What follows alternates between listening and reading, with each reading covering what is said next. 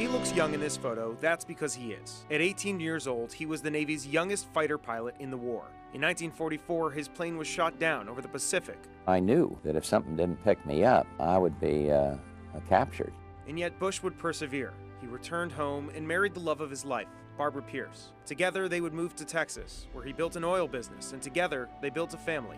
6 children in all. In the early 60s, Bush entered politics. He served 2 terms in the House, then was the ambassador to the UN. He served as an envoy to China, and was the director of the CIA. By 1980, he was ready for the big seat and ran for president. When he ended up losing that campaign to Ronald Reagan, it didn't mean the end for Bush. He was selected as Reagan's running mate and served loyally as his vice president for 8 years. In 1988, he ran for president yet again, and at times had to overcome criticism. Some took his kindness as weakness, forcing him to answer questions like, "Are you tough enough to be president?" I equate toughness with moral fiber, with character, with principle, with demonstrated leadership in tough jobs where you emerge, not bullying somebody, but with the respect of the people you led. That's toughness.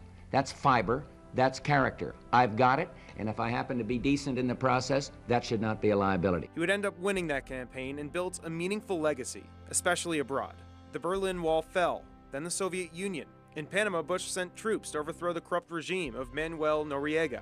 The day of the dictator is over. Then there was the Battle of the Gulf War. When Saddam Hussein's Iraqi forces attacked Kuwait, Bush assembled a global coalition to stop him. On the home front, he helped pass the Americans with Disabilities Act. We must not and will not rest until every man and woman with a dream has the means to achieve it. In 1992, though, amid an economic slowdown, he lost his bid for a second term to President Bill Clinton. In the decades that followed, though, the two would actually become friends and would do charity work around the world. If you call this remarkable, it existed before we ran against each other, before he beat me and made me unemployed. But perhaps his biggest legacy is a political dynasty. His sons George and Jeb would go on to be governors, and George would be the president some 8 years later. What did he say to you when you were president? What kind of... I love you. You know, as corny as that sounds to some, it is the most important words you can hear in life.